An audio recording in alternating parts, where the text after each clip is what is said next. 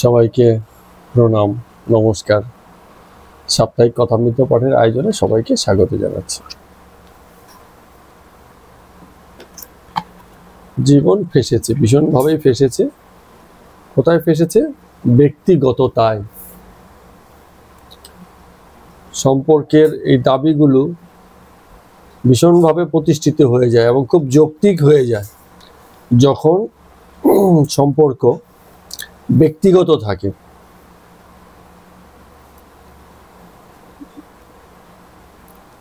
এই আজকে কথা হচ্ছিল যে বাবা মা এত করে সন্তানের জন্য, তারপরেও তার প্রতি কৃতজ্ঞতা বোধ আসে না অনেকের, সবার বলছি না, ছেলেপুলের বাবা মায়ের প্রতি কৃতজ্ঞতা বোধ আসে না। কিন্তু অপর একজন লোক সামান্য করেছে, তার কথা সব সময় বলে বেড়াচ্ছে যে হ্যাঁ, তার দ্বারা আমার এই উপকারটা হয়েছে, মনে রাখে। কেউ কেউ আছে বাবা মার কাছে লালিত পালিত, বাবা মার প্রতি সেই শ্রদ্ধা ভক্তি নেই।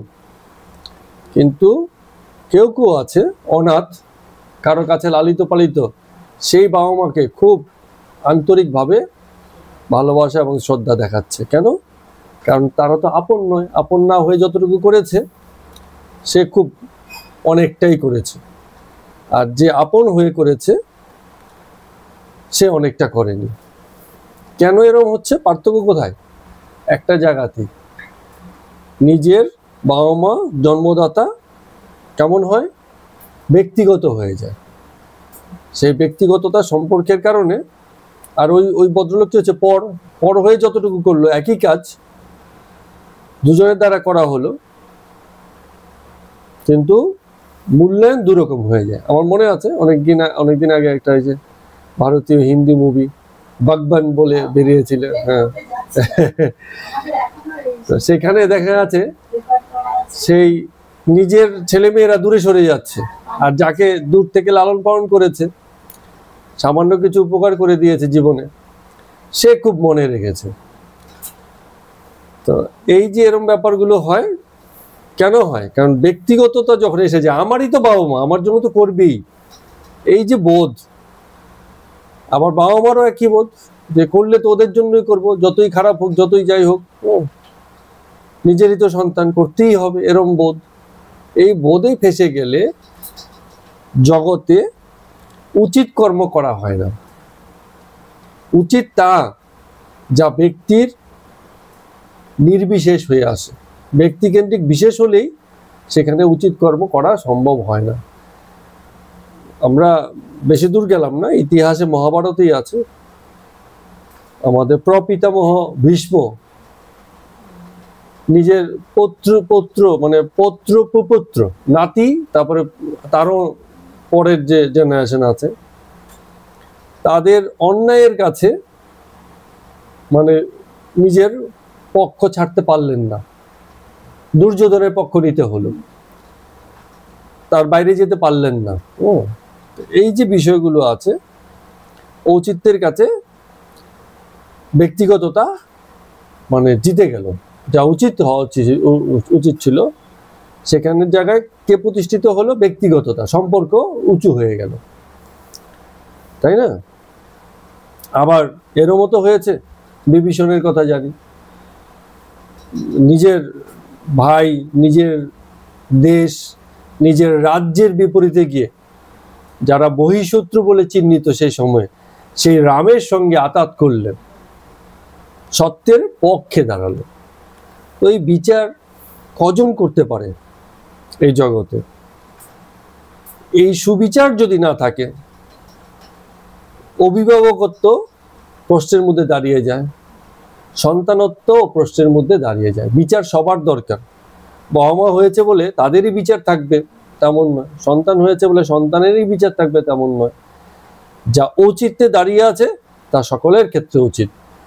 সন্তানও বাবার মুখের সামনে দাঁড়িয়ে বলবে, তোমার দ্বারা দেয়া অন্ন আমি নিতে চাই না, কারণ এটা অসৎ বা অবৈধ পথে এসছে। কিন্তু সন্তানের মুখে কুলু পাঠা, আমার যা চাই তা তো হয়েছে, বাবা কিভাবে এনেছে বাবা বুঝুক কে। ঠিক আছে? এই যে দায় সারা ব্যাপারটা, ঔচিত্যের কাছে নিজের ব্যক্তিগত স্বার্থ সিদ্ধ হচ্ছে বলে ঔচিত্যকে হেয় করে দেয়া, ইগনোর করে যাওয়া, এটা কিন্তু বরাবর জগতে ঘটছে। জগৎ এসবই দাঁড়িয়ে আছে। ফলে এই দুষ্টুমি যেটা পিতামাতার দ্বারা হয়, সন্তানের দ্বারা হয়, বিষয় সে একটাই আছে, ঔচিত্যকে স্বীকার না করতে পারা। ঔচিত্যকে যে স্বীকার করতে পারে তার দ্বারা সুশাসন হয় এবং তার দ্বারা খুব ভালো লালন পালন হয়। আবার এই ঔচিত্যের প্রতিষ্ঠা যেখানে থাকে সেখানে সন্তানও সেই পিতামাতার প্রতি সমান রকম শ্রদ্ধাতে প্রতিষ্ঠিত থাকে। সেখানে ব্যক্তিগততা কেবলই ব্যক্তিগততা এসে দাঁড়াতে পারে না। আজকে এই প্রারম্ভিক আলোচনা দিয়ে আমরা কথামৃত পাঠের পাঠপর্ব 46 শুরু করছি। আমাদের ঠাকুর, আমি একটা দুটো পাঠ আগে একবার বলেছিলাম যে এই এক অসাধারণ অভিভাবকত্ব, এমন অভিভাবকত্ব যে সন্তানের প্রেমাস্পদের স্নেহের প্রতি নিরলস দায়িত্ব, নিরলস কর্তব্য পালন করে যাচ্ছে, কোনো রকম আশা না রাখে। এই যে অভিভাবকত্বের ধ্বজা ঠাকুর সবসময় বয়ে চলেছেন, সেই দিনেও আজকে এত বছর পরেও তার কিন্তু প্রভাব থেকে আমরা মুক্ত হতে পারছি না এবং তার উপকার আমরা প্রতি মুহূর্তে স্বীকার করছি। এই দিক নির্দেশনা যা তিনি দিয়েছেন একজন পূর্ণ অভিভাবকের মতো, সেটা আমাদের প্রকৃতির যে বৃত্তি আছে, যে বৃত্তির খেলা মানুষের মধ্যে চলে, তার বাইরে গিয়ে বলেছেন। আমি সেদিনকেও বলছিলাম, কবে যেন এমন কথাটা বলছি, যে ঠাকুর খুব নরম করে বলেছেন, যে জন্য আমাদের এগুলো গা শোয়া লাগে। এই কথাগুলোই ঠাকুর যদি শক্তপোক্ত হয়ে কঠিন ভাষায় বলতেন আমাদের কাছে খুব অসহ্য লাগতো। এখন কি হয়েছে, নরম হয়ে বলেছে তো আমরা বলছি না ঠিক আছে, গল্প টল্প করে এটা সেটা করে বোঝানোর চেষ্টা করেছে, আন্তরিকতা বেশি ছিল, প্রেম বেশি ছিল, যে কারণে কঠিন হননি, কিন্তু সুশিক্ষা থেকে দূরে যাননি। বারে বারেই বলছেন তোমার প্রাকৃতিক স্থিতি, বৃত্তির যে খেলা চলে সেই খেলা থেকে বেরো, না হলে জীবনের মুক্তি নেই। এই মুক্ততা, এই শান্ততা তোমার জীবনে প্রতিষ্ঠিত হবে না। কামিনী কাঞ্চনে মোহ ত্যাগ করো, সব জায়গাতেই বলে অন্তরেতে সেই যে আসক্তির কাছে যে পরাজয় স্বীকার করে নেওয়া, সেই জায়গাগুলো থেকে বেরো।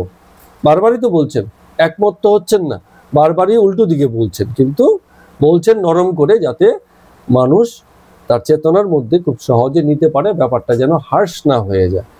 এইভাবে সুন্দর অভিভাবকত্ব পালন করেছেন। কিন্তু এই নরমত্ব বা কোমলতা অনেকের মধ্যে থাকতে পারে, কিন্তু কোমলতার মধ্যেও কিন্তু ঔচিত্য থাকতে হবে।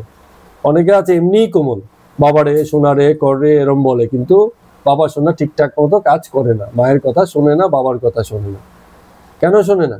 কারণ বলছে তো স্বার্থপরের শিক্ষা, স্বার্থপর জ্ঞান থেকে বলছে, তখন আর ওটা নরম বললেও কাজ হয় না।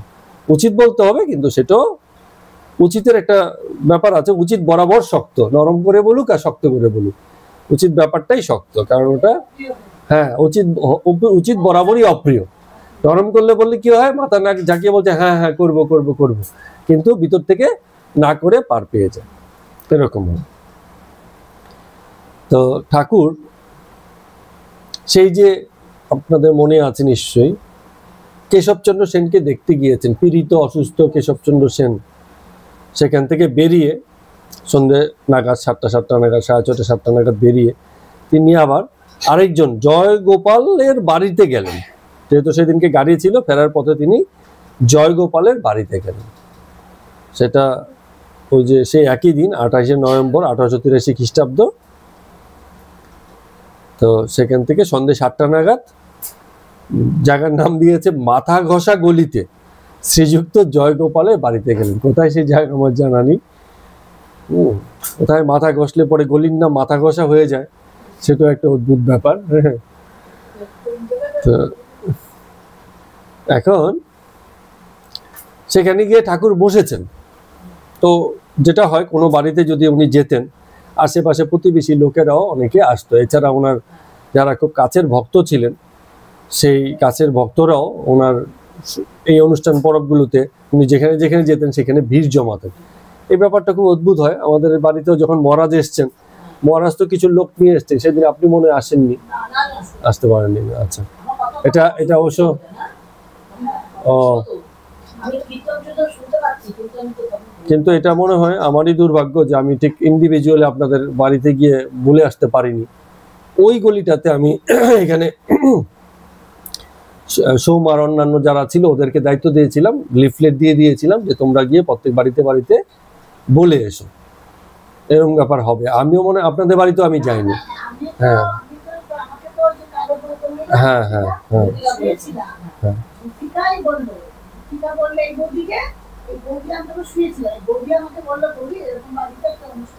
হ্যাঁ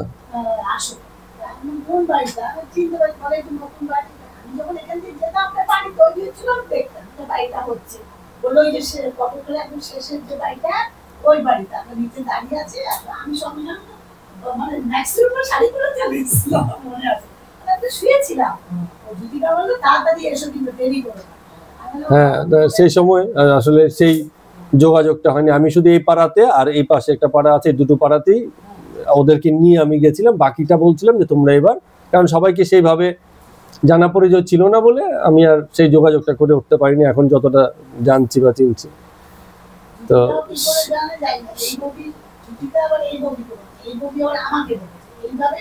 হ্যাঁ, তারপরে সেই সময় আমি দেখলাম যে মহারাজ তার আশ্রমিক ভক্তবৃন্দ যারা আছেন তাদেরকে তো নিয়ে এসছেনই, তারা হয়তো 10-15 জন এরম হবেন, আর বাকি অন্যান্য ভক্তরা কত দূর দূর থেকে, চিন্তা করতে পারবেন না। হ্যাঁ, তারা কিন্তু এসছিলেন অনেক দূর থেকে, অনেকে তো হাওড়া থেকে, মানে অনেক দূর দূরান্ত থেকে। যেহেতু আমার ফোন নম্বর দেওয়া ছিল আমার এখানে আসবে বলে, তারা সেই নম্বরে যোগাযোগ করেছিল। তো আমি জিজ্ঞেস করছিলাম যে আপনি কোথা থেকে আসছেন, অনেক দূর দূর থেকে বলছিল সেই একটা দিনের জন্য। তো এইখানেও দেখলেন যে ঠাকুর যেখানটায় যেতেন, যে বাড়িগুলোতে যেতেন, তো যারা জানতো তারাও সেই বাড়িতে ঠাকুরের সেই উপলক্ষে সংসর্গ পাবেন বলেন, তার সংস্পর্শ পাবেন বলেন, তারা কিন্তু সেখানে ভিড় জমাতেন। এছাড়া প্রতিবেশীরা তো আছেই, তারাও গিয়ে করতেন। এখন সবাই ঠাকুর গিয়ে যখন বসে আছে, সবাই কত কি ভাবছে, ভক্তরা বসে বসে তাকে দেখছে আর ভাবছে, সবসময় তার কথা হচ্ছে না, মাঝে মাঝে ভাবছে। সবাই জানতো ওনার ব্যাপারে, আলোচনা হতো এসব বিষয়গুলো, এবং সবাই ঠাকুরকে দেখছে আর ভাবছে যে এই যে একজন ঠাকুর আছেন, মানে নিশিদিন হরিপ্রেমে বিহবল, কেবলই হরিপ্রেম, কেবলই ভাবগ্রস্ত হয়ে থাকা। শোনা যায় তিনি বিবাহ করিয়াছেন, কিন্তু ধর্মপত্নীর সঙ্গে এই রকম সংসার করেন নাই। ধর্মপত্নীকে ভক্তি করেন, পূজা করেন, তাহার সহিত কেবল ঈশ্বরীয় কথা কহেন, ঈশ্বরের গান করেন, ঈশ্বরের পূজা করেন, ধ্যান করেন, কোন রকম মায়িক সম্পর্কই নাই। মায়িক মানে হচ্ছে মায়ার সম্পর্ক নেই। এছাড়া শুধু তাই কি, মানে ভক্তরা বসে বসে ভাবছে আর কি, যে টাকা, ধাতুগ্রস্ত ঘটি বাটি স্পর্শ করলে ওনাকে ওনার মানে গাত্রদাহ হয়। এই গল্প তো আপনারাও শুনেছেন যে ওনার স্বামীজি নাকি এরকম দুষ্ট বুদ্ধি করেছিল যে উনি বলেন, হ্যাঁ, টাকা নাকি উনি নেন না, ধরতে পারেন না, অসুবিধা হয়, পকেটে না, ওই যেই তক্ত বসে বসতেন, তক্ত বসে তলায় রেখে দিয়েছে। হ্যাঁ, এখন বসে উনি আর সেদিনকে শান্তি পাচ্ছেন না, উস্কুস শুরু হয়ে গেছে, এই হয়েছে সেই হয়েছে, এসব ব্যাপার চলছিল। পরে দেখা গেল যে ওই যে ভিতরে টাকা রেখে দিয়েছে, উদ্ধার হলো, ওটাকে যখন সরিয়ে দেওয়া হলো উনি শান্তি মতো সেখানে বসলেন। এরকম ভাব যে পরীক্ষা করা আদৌ মানে ঠিক আছে নাকি লোক দেখানো। তো এরকম যেন শিঙ্গি মাছে কাটা দিলে যেরকম লোকে মানে লাফাতে শুরু করে, এরকম যারা টাকা, ধাতুদ্রব্য এসব স্পর্শ যখন হয় ওনার কিন্তু এইসব বিষয়গুলো মানে হতে থাকে, উনি স্বস্তিতে থাকেন না। তো এরকম মানে ভক্তরা ভাবছেন, ওনাকে দেখে দেখে ভাবছেন। আর এনার তো একটাই ব্যাপার যে কেবলই ঈশ্বর চিন্তা, ঈশ্বর কথা, আর কেবল সমাধিস্থ অবস্থায় থাকা, মহাভাবে থাকা। তো ভক্তরা ভাবছেন যে কেমন মহাপুরুষের আবির্ভাব হলো, মানে সবই তো নিজেই করে দেখাচ্ছেন। এরকম ব্যাপার যে কিভাবে জীবনের এই যে বলছি না প্রায়োগিক ধর্মক্ষেত্রে যা হয়, এই ধর্মটাকে জীবনে কিভাবে প্রয়োগ করে দেখাতে হয় তা সবই উনি করে দেখাচ্ছেন। কোনো লুকু চাপা নেই, রাগ ডাক নেই, সব ওপেন, যে কেউ যেতে পারে, তার সঙ্গে কথা বলতে পারে, তার সঙ্গে থাকতে পারে, তাকে দেখতে পারে, এবং সবার সঙ্গে সেই বালকের স্বভাব নিয়েই তিনি মেশেন। যখন যা মনে চায় তা বলে দেন। হ্যাঁ, সামাজিকতার জ্ঞানও অনেক সময় থাকে না এরকম। তো এই সব কিছু ত্যাগ ত্যাগ করে এই যে বৈরাগী হয়েছেন, সে কেমন প্রেমের ভাব, যার জন্য এই সংসারের অনিত্যতা তার কাছে মানে খুব খেলো হয়ে গেছে। সংসারকে তিনি আর সেই অর্থে মানে গুরুত্বপূর্ণ ভাবেন না। সংসারের যে মায়ার বাঁধন, সেগুলোকে কি করে উপড়ালেন, এসব বিষয়গুলো কি হচ্ছে, যখন তাকে সবাই দেখে মনে মনে ভাবতে থাকে, অদ্ভুত করে দেখে এবং মানে আশ্চর্য হয়ে দেখতে থাকে, আর এইসব কথাগুলো ভাবতে থাকে। তো সেই সময় যেহেতু ভক্ত সঙ্গে বসে আছেন, অনেক প্রতিবেশীরাও আছে, তাদের মধ্যে অনেকে আছেন যারা তার সঙ্গে কথা বলবেন, তাকে দু কথা জিজ্ঞেস করবেন বলে মানসিকভাবে তৈরি আছেন। যেহেতু জয়গোপালের বাড়িতে গেছেন, জয়গোপালের একজন ভাই আছে, তার নাম বৈকুণ্ঠ, সেও মানে তৈরি আছে আজকে ঠাকুরের সঙ্গে কথা বলবেন, তার আত্মীয়রা, প্রতিবেশীরা সবাই তৈরি। তো একটা প্রশ্ন তখন এলো, বললেন, আচ্ছা, যারা দুর্বল, যাদের সে প্রেমোদয় হয় না, যারা সংসারী জীব, যাদের পায়ে মায়ার বেরি, তাদের কি উপায়? প্রশ্ন স্বাভাবিক, সংসারী প্রশ্নগুলো এই ধরনেরই হচ্ছে, যে আমাদের পায়ে তো মায়ার বেরি বেঁধে দেওয়া হয়েছে, তা আমাদের কি উপায় হবে? তো বৈকুণ্ঠ তাদের সঙ্গে গলা মিলিয়ে বললেন যে আমরা সংসারী লোক, আমাদের জন্য কিছু বলুন। শ্রীরামকৃষ্ণ তখন বলছেন, এক হাত ঈশ্বরের পাদপদ্মে রেখে আরেক হাতে সংসারের কার্য করো। পাদপদ্ম হচ্ছে ঈশ্বরের পায়ে একটা হাত রাখো, তাকে সেবা দাও, আর বাকি একটা হাত দিয়ে সংসারের কাজ করো। তো বৈকুণ্ঠ বলছে যে মহাশয়, সংসার কি মিথ্যা? এই কথা তো সবাই বলে, জগৎ মিথ্যা, ব্রহ্মসত্য, জগৎ মিথ্যা। ঠাকুরের কথাও তাই বিভিন্ন সময় বলছেন। এক কথায় একজন প্রশ্ন করেছিল ভক্ত, এক কথায় বলুন যা দিয়ে আমার জ্ঞান হয়ে যায়, একটাই কথা বলবেন, বেশি বলা বলি যাবে না, কিন্তু একটা কথার ভিতরে যেন আমার পূর্ণ জ্ঞান হয়ে যায়। কারণ ঠাকুর একটা কথাই বলে যে ব্রহ্মসত্য, জগৎ মিথ্যা। এবার দেখো তোমার জ্ঞান হলো কিনা। তো এবার এই প্রশ্নের উত্তরও বলছেন, যে বলছেন না সংসার কি মিথ্যা, রামকৃষ্ণদেব ঠাকুর খুব সুন্দর বললেন যতক্ষণ তাকে জানা না যায় ততক্ষণ মিথ্যা। তাকে জেনে গেলে এবার তুমি সত্য মিথ্যার বেড়াজালটা বুঝে গেলে। মানুষ যেহেতু তাকে জানে না, তখন কি হচ্ছে, ভুলে সে আমার করতে থাকে, আর মায়া বদ্ধ হয়ে, কামিনী কাঞ্চনে মুগ্ধ হয়ে আরো ডোবে। মানে মায়াতে মানুষ এতই আচ্ছন্ন হয় যে পালাবার পথ আছে কিন্তু পালাতে পারে না।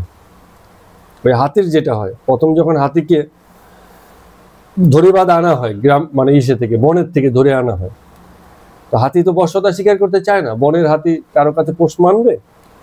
তখন মোটা শিকল দিয়ে তাকে বেঁধে রাখা হয়। তো অনেকদিন বেঁধে রাখা হয়, হাতি পাটা ছাড়িয়ে নেওয়ার চেষ্টা করে, কিন্তু আর পারে না।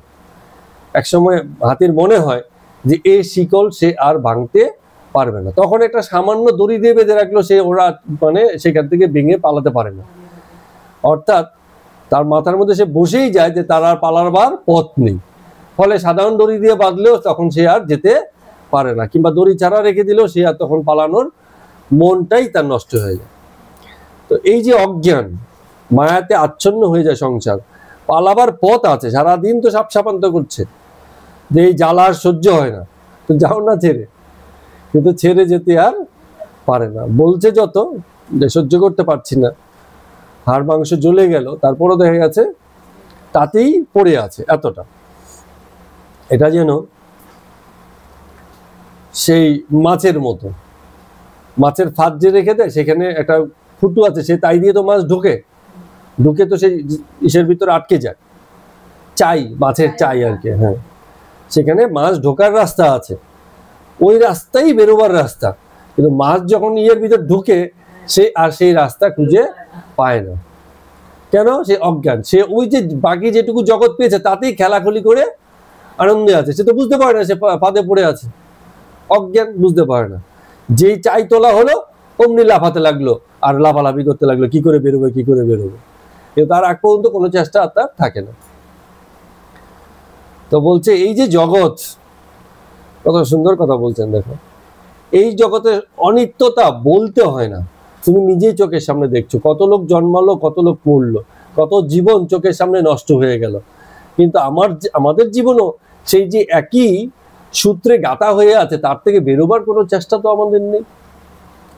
তাহলে আমরা যে দেখছি তারপরেও তো আমাদের এই বুদ্ধি আসে না যে এর থেকে কিছু ব্যতিক্রম জীবন আমারও চাই।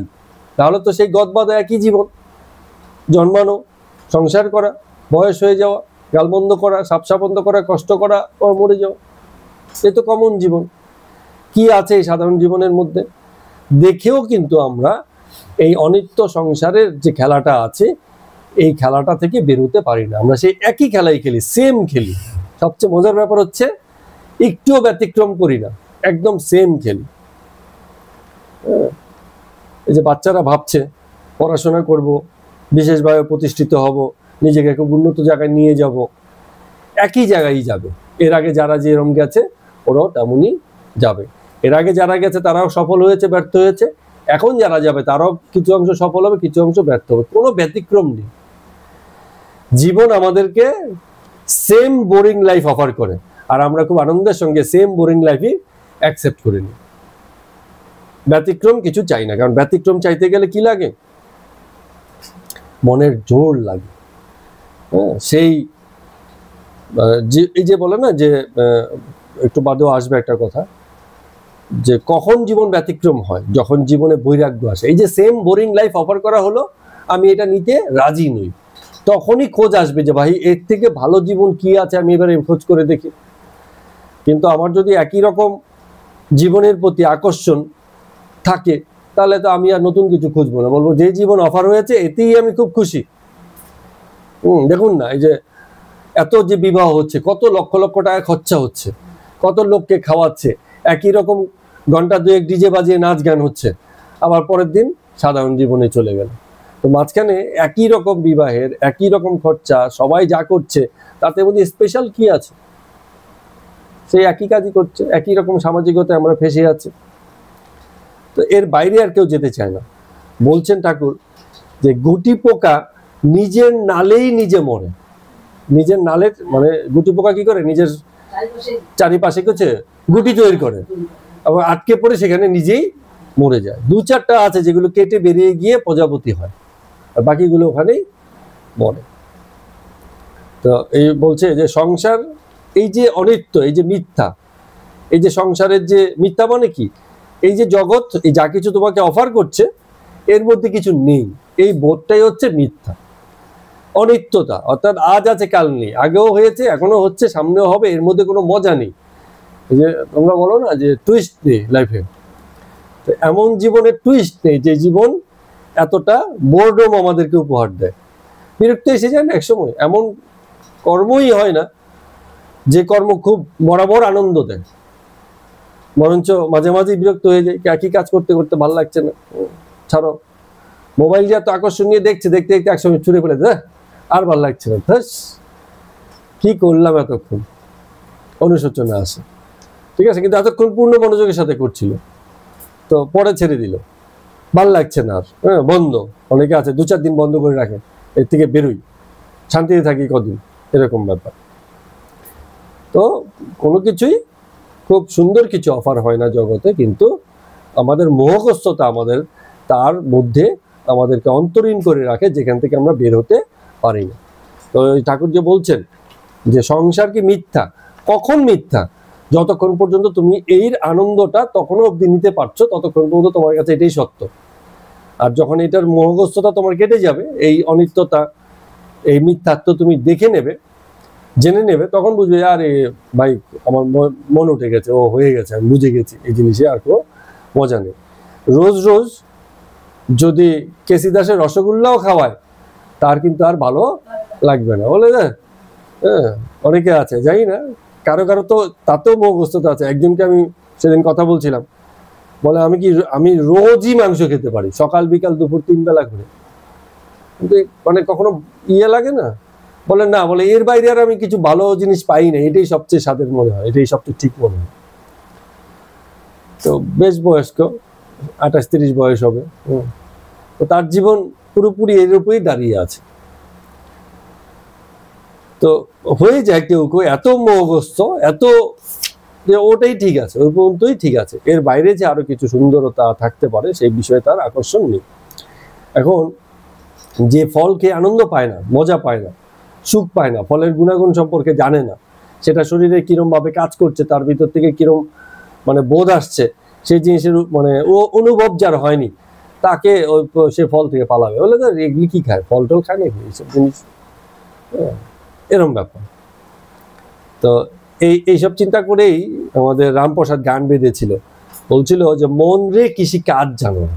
আমার মনকে বলছে যে তুমি নিজেই তো কৃষি কাজ জানো না, এই মানব জমিন রইল পতিত, আবাদ করলে ফলতো সোনা।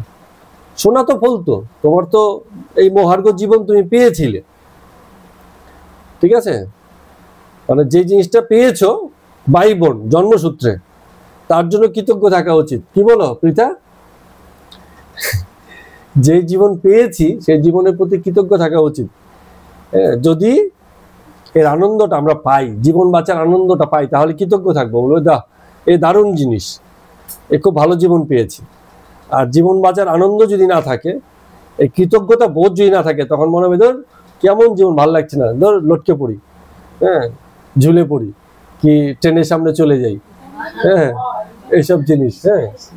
হ্যাঁ, তো একটাই কারণটা হচ্ছে যে সেই আনন্দ কখনো পায়নি, জীবন বাঁচার যে আনন্দ, সেই আনন্দটা পায়নি, ফলে জীবন তার কাছে বোরডম হয়ে গেছে, বোঝা হয়ে গেছে।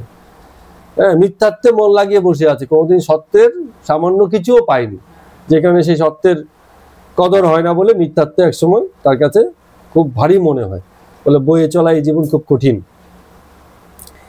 তো বলছে এমন মানব জীবন রইল পতিত তো রয়ে গেছে, তুমি তো বোঝনি, আবাদ করলে ফলতো সোনা। এই জীবনটাই কত সুন্দর হতে পারতো, তুমি সেটা করোনি। তারপরে সমাধানও দিয়েছে, কালী নামের দাওড়ে বেড়া, ফসলে তছরূপ হবে না। এই যে জীবনে যা কিছু আছে এগুলো ঠিক থাকবে যদি কালী নামের বেড়া দাও। কালী নাম মানে কি? চেতনার বেড়া দাও। কালী মানে আবার অনেকে বলে কালী মালি কি বলে, এসব কি আমরা যাই না, কি ইয়াং ছেলে পুলে আমরা এই কালী ফালি বুঝি না। এখানে কালী নাম অর্থ হচ্ছে চেতনার বেড়া। এই চেতনার বেড়া যদি, চেতনার প্রয়োজন সবার আছে, সে ছোট বাচ্চারও আছে, বয়স্করও আছে, পরিবর্ত লোকেরও আছে, বুড়ো বুড়িরও আছে, সবার প্রয়োজন আছে চেতনার বেড়া দেওয়া, না হলে ফসল তছরূপ হয়ে যাবে। সে যে মুক্ত কেশির শক্ত বেড়া, তার কাছে জম ঘেঁষে না। জম ঘেঁষে না মানে কি? মৃত্যু যন্ত্রণা, মৃত্যু ভাবনা, জীবনের আনন্দ এত, মৃত্যু ভাবনা ওখানে কাজ করে, ওরা যেদিন আসবে ঠিক চলে যাবো, কোনো অসুবিধা নেই। এই মুহূর্তে তো সুন্দরভাবে বাঁচি, এই মুহূর্তে বাঁচার পূর্ণ আনন্দ নেই, তো জম আর তখন আসতে পারে না। তো এরকম করে কত সুন্দর গান আছে। তো শ্রীরামকৃষ্ণ বলছেন, গান শুনলে কালী নামে দাওড়ে বেলা, ফসলে তছরূপ হবে না।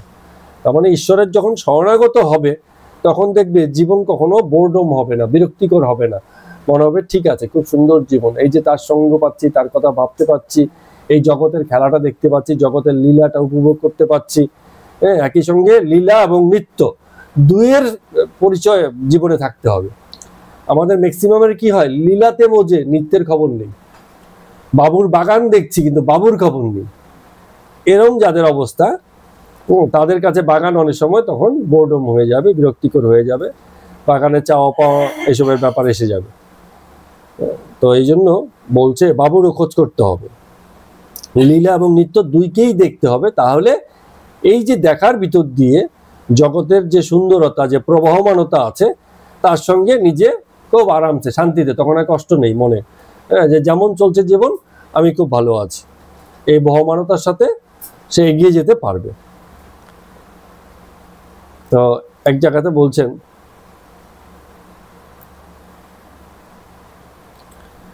তাকে যদি লাভ করতে পারো, সংসার অসার বলে বোধ হবে না।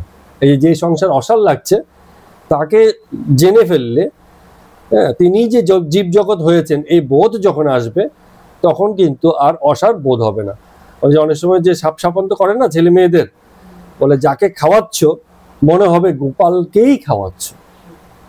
যে এই সন্তান জ্ঞানে যাকে খাওয়াচ্ছি, ওই যখনই ভাবছে আমার সন্তান, আমার খাওয়ানোটা নিঃস্বার্থ হচ্ছে না, তার কাছে কিছু প্রত্যাশা আমার আছে, সে আমার কথা শুনবে, আমাকে আমার জন্য করবে, আমার মতো থাকবে, চলবে, ফিরবে, এইসব ব্যাপারগুলো যখন থাকে আর এগুলো যখন ঘটে না, তখনই ব্যক্তি কিন্তু অন্যরকম বোধে চলে যায়। তো সন্তানকেও খাওয়াচ্ছে, মনে হচ্ছে গোপালকেই খাওয়াচ্ছে, গোপালের কাছ থেকে কিছু চাইবার নেই। তাকে জেনে সংসার করলে বিবাহিত স্ত্রীর সঙ্গেও সম্পর্ক ভালো থাকে। দেখুন সুন্দর কথা বলছে, যার ঈশ্বর জ্ঞান আছে তার স্ত্রীকেও তখন সে, বা স্ত্রীও তার স্বামীকে তখন আর আলাদা দেখে না, মানে সেই পরমাত্মারই অংশ হিসেবে একত্রে তখন তাদের জীবন এগিয়ে চলে। আর না হলে তো কি হচ্ছে, চাওয়া পাওয়া, এই খানিকক্ষণ বাদে বলবে। ঠাকুর তো এইসব বিষয়গুলো আবার খুব খেয়াল করেন, আবার এগুলো বিভিন্ন ভঙ্গিমায় আবার বলেন। তো বলছে, একজন প্রতিবেশী বলছে যে ঠাকুর আপনি যে স্ত্রী পুরুষের কথা বলছেন এমন তো দেখা যায় না। বলে হ্যাঁ, রামকৃষ্ণ ঠাকুর স্বীকার করছেন, আছে, অতি বিরল, খুব একটা দেখা যায় না, বিষয়ই লোকেরা তাদের চিনতে পারে না, একদম যে নেই তা না। তবে এরূপটি হতে গেলে দুজনকেই সেই ঈশ্বরানন্দের মানে স্বাদ পেতে হবে, একজন পেলে হবে না। একজন ঈশ্বরানন্দের স্বাদ পেয়েছে, আরেকজন বলছে তুমি যদি আমাকে মাতৃজ্ঞানেই পূজা করলে তাহলে বিবাহ করেছিলে কেন? ঠিক আছে, দুজনকে সেই ঈশ্বরানন্দের স্বাদ পেতে হবে, তখন সেই বিয়ে সার্থক হয়ে যায়, ভগবানের বিশেষ কৃপা হয়। ওই যে যোগানন্দ আশ্রমের কথা বলছিলাম না, সেখানে যে যোগানন্দ বাবা আছেন, তিনি তার জীবনীতে লিখেছিলেন যে মানে ওনার পর্যবেক্ষণ ছিলেন ওনার বাবা মায়ের সম্পর্কে, যে তারা মানে একেবারে সংসারে থেকেও সন্ন্যাসীর জীবন কাটিয়েছে। যদিও তারা 4-5 ভাই বোন ছিলেন, অনেকে ছিলেন, কিন্তু বলছেন আমি আমার বাবা মাকে দেখেছি যে তারা সংসারে থেকেও সন্ন্যাসীর মতো জীবন যাপন করেছে। মানে এত শ্রদ্ধা ভক্তি দুজনেরই, বাবারও মায়ের প্রতি ছিল, মায়েরও বাবার প্রতি ছিল, যার যার ডিউটি যা ছিল মানে সংসারের প্রতি যা কিছু করণীয় ছিল সে ঠিক তাই পালন করে গেছে, এরকম দেখেছেন। বলছেন যে এতটা সম্মান, এবং সেই মায়ের কাছ থেকে আমরা এতটাই শিখেছি। তো বলছে যে যদি ঈশ্বরের কৃপা দুজনের মধ্যেই আসে এবং দুজনেই যদি সেই ঈশ্বরের আনন্দ নিজের অন্তরে টের পায়, তখন কি হচ্ছে, ওই যে আমরা যেটা বলি না যে কামড়াকামড়ি করা, ঝুলে পড়া, হ্যাঁ, সেই সবগুলো আর তখন সময় নেই। তো তখন ঈশ্বর ভাবনা তো আছে বাকি সময়। তো আর না হলে কি হয়, যদি মিল না হয় তাহলে বড় যন্ত্রণা। ঠাকুর নিজেই বলছেন, স্ত্রী হয়তো রাত দিন বলছে বাবা কেন এখানে বিয়ে দিলে, না খেতে পারলুম, না বাচ্চাদের খাওয়াতে পারলুম, না পড়তে পারলুম, না বাচ্চাতে পড়াতে পারলুম। মানে খাওয়া পড়ার কথা বলছে, ভালো খাওয়া, ভালো জামা কাপড় পরা। বলে একখানা মাত্র গয়না, তুমি আমায় কি সুখে রেখেছো, চক্ষু বুঝে ঈশ্বর ঈশ্বর করছো, ওসব পাগলামি ছাড়ো। ঠাকুর একটু রঙ্গ করে বলছেন এই কথাগুলো। হ্যাঁ, তো বলছেন তো স্বামীকে সাপ মানে এরকম সাপ সাপান্ত করছে কাদের জন্য, নিজের সন্তান ছেলেপুলে এসবের জন্য। তো কদিন বাদে আবার এমন হয় ছেলেপুলেকে সাপ সাপান্ত করতে থাকে। তবে ছেলেপুলে যখন অবাধ্য হয়ে যায় তখন তাদের আবার মানে শুরু হতে থাকে। তো সংসারে থেকে সাধন করা খুব কঠিন, অনেক ব্যাঘাত। তা না হলে তোমাদের বলতে হবে না, রোগ শোক দারিদ্র, স্ত্রীর সঙ্গে মিল নেয়, ছেলে অবাধ্য মূর্খ গোয়ার, এটা সেটা, প্রতিবেশীর সঙ্গে ঝগড়া, মামলা মোকদ্দমা, মানে ইসের শেষ নেই এত। একজন প্রতিবেশী বলছেন তাহলে ঠাকুর আমরা কি বাড়ি থেকে বেরিয়ে যাব? রামকৃষ্ণ বলছেন একবারে নয়, যখন অবসর পাবে কোনো নির্জন স্থানে গিয়ে 1 দিন 2 দিন থাকবে, যেন কোনো সংসারের সঙ্গে সম্বন্ধ না থাকে, যেন কোনো বিষয়ী লোকের সঙ্গে সেই সময় সাংসারিক বিষয়ে আলাপ আলোচনা না হয়, নির্জনে থাকবে, সম্ভব হলে সাধু সঙ্গে থাকবে। সুন্দর পরামর্শ দিয়েছে। অনেক সময় আছে না, 2 বন্ধু সংসারে অতিষ্ঠ হয়ে তীর্থ ঘুরতে যায়, গিয়ে 2 বন্ধু বসে বসে সংসারের আলাপই তীর্থে বসে বসে করে, তাহলে লাভটা কি হচ্ছে? হ্যাঁ, এর দুঃখের কথা বলছে, এর দুঃখের কথা বলছে, হ্যাঁ, কিন্তু সেখান থেকে মুক্ত হতে হবে। আর প্রতিবেশী বলছে সাধু চিনব কেমন করে, তারও একটা সুন্দর ব্যাখ্যা দিয়েছেন রামকৃষ্ণদেব ঠাকুর। বলছে যার মন প্রাণ অন্তরাত্মা ঈশ্বরে গত হয়েছেন তিনিই সাধু। মন প্রাণ অন্তরাত্মা যিনি ঈশ্বরকে দিয়ে দিয়েছেন, যিনি কামিনী কাঞ্চন ত্যাগী তিনিই সাধু, যার ভিতর এবং বাহির দুই ত্যাগ হয়ে গেছে। ব্রহ্মচর্য কি? ব্রহ্মচর্য হচ্ছে জগতের এই যে জাগতিক আকর্ষণ আছে সেসব থেকে ত্যাগ করা, মানে ইন্দ্রিয় বিষয়গুলোকে ত্যাগ বা নিয়ন্ত্রণে রাখা। এই যে সময়টা, এই সময়টাকে বলে ব্রহ্মচর্য। এগুলোর প্রভাব থেকে বেরিয়ে আসা, বিচার রাখা। কিন্তু ব্রহ্মচর্য কিন্তু সন্ন্যাস নয়, কারণ ব্রহ্মচর্যের পরের ধাপ হচ্ছে গারস্থ। ব্রহ্মচর্য করে তখন গারস্থে যেতে হয়, অর্থাৎ সংসারের অনিত্যতা জেনে বুঝে আবার সংসারেই ঢোকা। কেন? যাতে সংসার যাত্রাটা নির্বাহ থাকে। তারপরে আবার 50-এ এসে কি বলছেন? বানপ্রস্থ, যে আস্তে আস্তে এবার এগুলোকে যথার্থ উত্তরাধিকারের কাছে দিয়ে এখান থেকে তুমি বেরো। এবং 70-এ পরে গিয়ে কি হচ্ছে? সন্ন্যাস, যে আমি আর তখন কিছুতেই নেই। বাহ্যিক ত্যাগও হয়ে গেছে, অন্তরের ত্যাগও ঘটে গেছে। তো কারো কারো যে কোনো বয়সেই হতে পারে সন্ন্যাস, যার ভিতর এবং বাইরের দুটো ত্যাগই ঘটে যায়, জোরাজোরি ব্যাপার নেই। বা কারো জীবনে এই টার্গেট হতে পারে না যে আমি সন্ন্যাসী হব। এই হবে যে সন্ন্যাসী হওয়াটা একটা সময়ের ব্যাপার, একদিন হয়ে ওঠে। টার্গেট করে কেউ সন্ন্যাসী হতে পারে না। বললাম 5 বছরের কোর্স, সন্ন্যাসী বানিয়ে দেব, এইভাবে সন্ন্যাসী হওয়া যায় না। যখন ত্যাগ ঘটে তখন ব্যক্তিই বলবে আমার সন্ন্যাস হয়ে গেছে। হ্যাঁ, কিছু একটা বলা হলো, বললো না এটা আমার জন্য নয়, কারণ আমার সন্ন্যাস হয়ে গেছে। ব্যক্তি বলবে, এখানে কোনো সার্টিফিকেট হতে পারে না, সন্ন্যাসের কোনো সার্টিফিকেট হয় না। তো বলছেন প্রতিবেশী বলছেন যে তাহলে এই যে বললেন নির্জনে গিয়ে থাকতে হবে, মানে বরাবর থাকতে হবে, সবসময় থাকতে হবে, না মাঝে মাঝে থাকলেও চলবে? যা হয় প্রশ্নগুলো। রামকৃষ্ণ বলছেন ফুটপাতে চারা গাছ দেখেছো কিভাবে রাখে? ফুটপাতের মধ্যে যখন গাছ রোপণ করে তখন চারদিকে বেড়া দিয়ে রাখে, গাছটা যতক্ষণ পর্যন্ত বড় না হচ্ছে। একটু যখন বড় হয়ে যায়, গোড়া যখন শক্ত হয়ে যায়, ওই যে ছাগলে গরুতে আর খেতে পারবে না এমন অবস্থা যখন হয়, তখন বেড়া খুলে যায়, এবার গাছ আপন নিয়মে বড় হবে। তা বলছে যে নির্জনে বরাবর থাকতে হবে। কতদিন থাকবে? যতদিন ভিতরে না শক্ত হচ্ছে। যেদিন তুমি নিজেই বুঝবে যে আমার আর এরকম বাইরে যাওয়ার দরকার নেই, ঘরে থেকেও আমি সেই জিনিসটা রপ্ত করে ফেলেছি, এখন মানে ঘরের বা সংসারের বাঁধন আমাকে আর ব্যতিব্যস্ত করে না, যদিও সেসব আছে, হ্যাঁ, তখন তুমি সংসারে থেকেও সেই নির্জনতার মধ্যে থাকতে পারবে। এইটা হচ্ছে কি করে সম্ভব? যদি বিবেক লাভ হয়, তাহলে সেই জিনিসটা তোমার সহজে হবে। বিবেক লাভ হলে কি হয়? কাঁঠাল তো তোমাকে ভাঙতেই হবে, কিন্তু তখন হাতে আঠা জড়াবে না, কারণ তখন হাতে তেল মাখা হয়ে গেছে। হাতে তেল মাখে কাঁঠাল ভাঙো, আর কাঁঠালের আঠায় হাত জড়াবে না। একজন প্রতিবেশী প্রশ্ন করছে, তাহলে ঠাকুর আমাদের বলুন এই বিবেক কাকে বলে, বা এটা কিভাবে আসবে? বিবেক আসে কিসের থেকে বলেছিলাম আমরা? জ্ঞান। হ্যাঁ, ঠিক। কিন্তু জ্ঞানের আরেকটু উন্নততর পর্যায়কে বলে বিচার। জ্ঞান মানে কি? জগৎ বিষয়ে যা কিছু জানা বোঝা, এগুলোকে জ্ঞান বলে। জ্ঞান সবার আছে, কিন্তু বিচার না থাকলে সেই জ্ঞানই অজ্ঞান হয়ে যায়। ঠিক আছে? আমি জানি এই রাস্তায় খানাখন্দ আছে, আমি সবসময় ধীরে সুস্থে গাড়ি চালিয়ে যাই, কিন্তু এই জ্ঞান থাকা সত্ত্বেও একদিন আমি ধুমধারাক্কা গাড়ি চালাচ্ছি, তার মানে তখন আমার বিচার নেই। জ্ঞান আছে কিন্তু বিচার নেই, আর কি হবে? এক গর্ত পড়ে গাড়ি নিয়ে উল্টে পড়ে গেল। ঠিক আছে? সেদিনকে দেখাচ্ছিল এমন জোরে গাড়ি চালাচ্ছে, যখন টার্নিং আসে গাড়ির গতি কমাতে হয়। আমরা যারা গাড়ি চালাই তারা জানি, যখন টার্নিং আসবে তখন গাড়ির গতি কমাতেই হবে।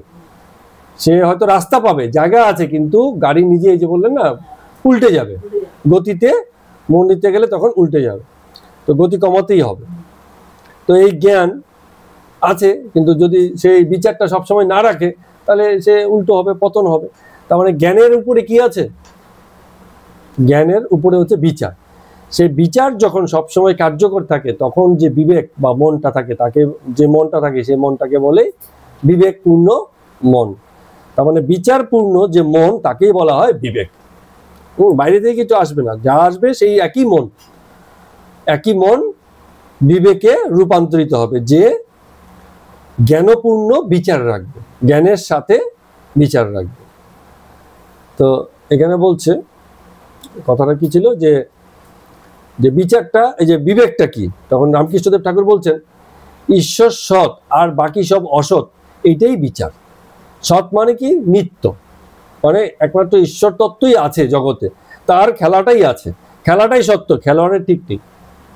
আজকে কিছু লোক খেলে গেল, মাঠ একই তো মাঠ, বড় একটা ইভেন্ট হলো, সুন্দর সাজানো গোছানো হলো, আবার সেগুলো খুলে চলে গেল, লোক সেখানে থাকলো, আনন্দ স্ফূর্তি করলো, আবার লোক চলে গেল, আবার কদিন নীরব, আবার হবে আরেকটা দল আসবে, আবার খেলবে, আবার চলে যাবে, এরকম তো হতে থাকে। মাঠ মাঠই থাকে। এই যে মাঠের যে নিত্যতা, মাঠের মতো আছে, মাঠের কিছু যায় আসে না, কে জিতলো, কে হারলো, কে আনন্দ করলো, কে দুঃখ পেলো, কে মানে কষ্ট পেলো, এইসবে কিছু যায় আসে না। এই মাঠটা হচ্ছে নিত্য, জগতের খেলাটা নিত্য। এই খেলাতে আপনি আমি পড়ে নানান রকম মানে কথা বলছি, কমপ্লেন করছি, এই করছে সেই করছে, এই বিচার সেই বিচার, নানান কিছুতে মগ্ন হয়ে আছে। মাঠের জায়গায় আছে, খেলার জায়গায় আছে, খেলাটা চলছে। আমরা যে খেলার অংশ হয়ে খেলছি, এই স্বতন্ত্র বোধ যতক্ষণ না আসবে ততক্ষণ বিবেক প্রতিষ্ঠিত হয় না। তো যে এই মাঠের সত্যটা বুঝে গেল, তখন সে খেলাটাকে খুব সহজভাবে নেবে, জিতলেও খুশি, হারলেও খুশি। এই নবজিৎ সিং সিধু আউট হয়ে গেছে, হাসতে হাসতে বেরোচ্ছে, নামছে, হাসতে হাসতে বেরোচ্ছে, মুখে একটা হাসি দেখি লেগেই আছে। হ্যাঁ, সেই জিনিসটা আমাদের মনে আছে, আমরা তার খেলা দেখেছিলাম বলে, ওরা বুঝতে পারবে না। কি লম্বা চড়া, একদম মুখ খুলে হাসি, সব সময় হাসি, হ্যাঁ চলছে এরকম। হ্যাঁ, কথা হলে, হ্যাঁ।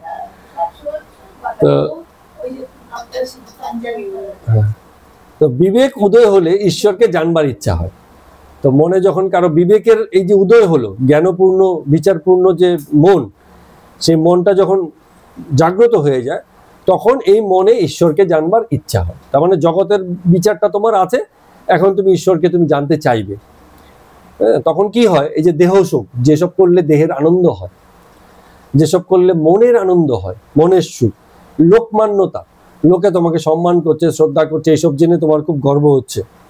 হ্যাঁ, তোমার টাকা আছে, পয়সা আছে, কেউ বলছে না, তুমি নিজে খুব আনন্দে আছো, হায় রে আমার কত টাকা, আমার কি আনন্দ। ঠিক আছে, এই যে ভিতরে ভিতরে বোধ, এগুলো তখন তোমার কাছে ফিকে হতে থাকবে। যখন বিচার থাকবে, বিবেক থাকবে, তখন মনে হবে এইসব তো হয়ে গেছে ভাই, বুঝে গেছি, ঠিক আছে, যা আছে আছে, কিন্তু তাকে একটু জানতে চাই। আমার কে স্বামী, আমার স্বামীকে আমি জানতে চাই। স্বামী মানে কি? আমি। হ্যাঁ, আমার স্বয়ংটা কে? যে আমিকে জেনেছে, যে তার নিজের আত্মপরিচয় পেয়েছে, তাকেই স্বামী বলা হয়। স্বামী বিবেকানন্দ, তার আত্মপরিচয় ঘটেছিল, নিজেকে তিনি খুব ভালো জেনেছেন, চিনতে পেরেছেন। তার ঈশ্বর স্বরূপতাই বলুন, যাই বলুন, তিনি নিজেকে সেই রূপে জেনেছেন, এই জন্য তিনি স্বামী। আমরা অনেক সময় বলি না, স্বামীজি, মঠের মহারাজদের, তারা নিজের আত্মপরিচয় তাদের ঘটেছে, যে কারণে আমরা তাকে স্বামীজি বলি। আমরাও হতে পারি, আমরাও নাম ধারণ করতে পারি স্বামী, যার আমিটা জানা হয়ে গেছে। তো যার বিবেক এসে যায়, সৎ অসৎ বিচার থাকে, তখন সে তার নিজের স্বামীর খোঁজ করে, আত্ম স্বামীর খোঁজ করে, আমির খোঁজ করে। তো মনে নিবৃত্তি এলে তবে বিবেক হয়, আর বিবেক হলে তখন তত্ত্ব কথা মনে উঠে আসে। নিবৃত্তি মানে কি?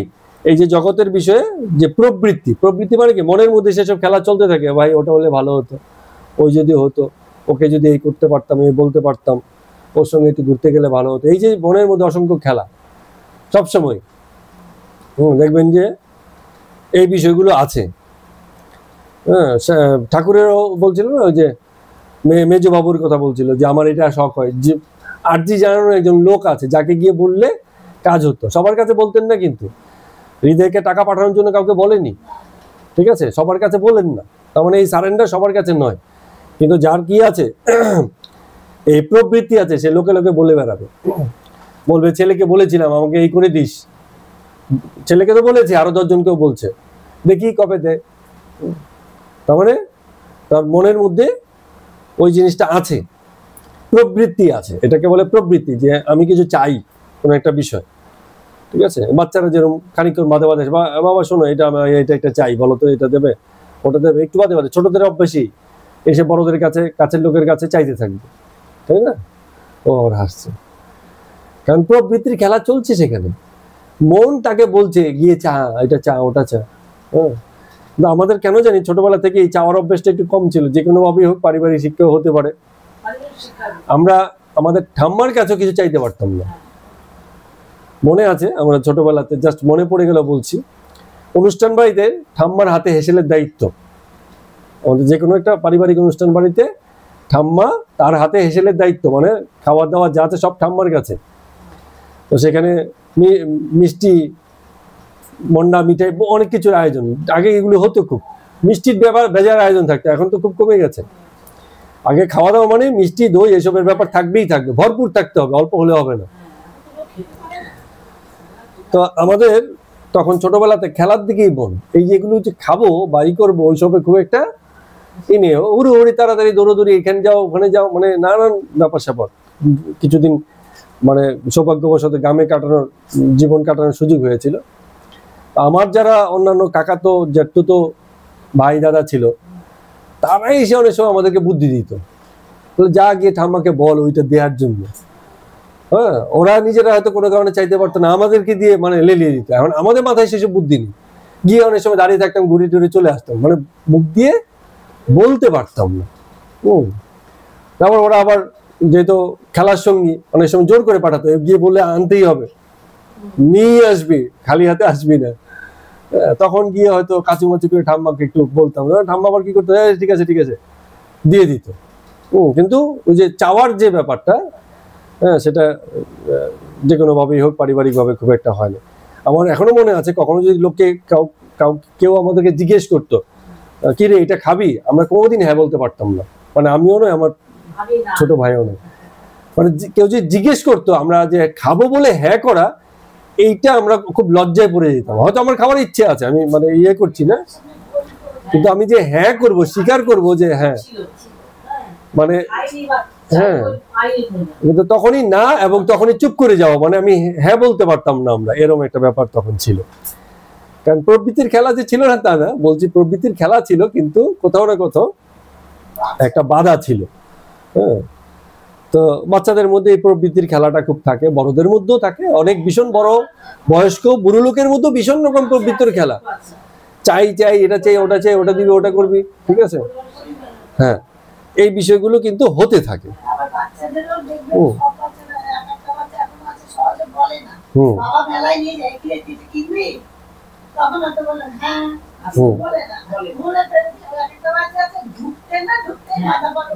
মাথা পাগল করে দেয়। হ্যাঁ, আমাদের একটা বাচ্চা এরকম ছিল, এখন মানুষ হয়েছে খানিকটা, মেলায় তো নিয়ে যেতে চাইতাম না, গেলেই কান্নাকাটি জড়িয়ে যেত, যা পছন্দ তো তাই দাও।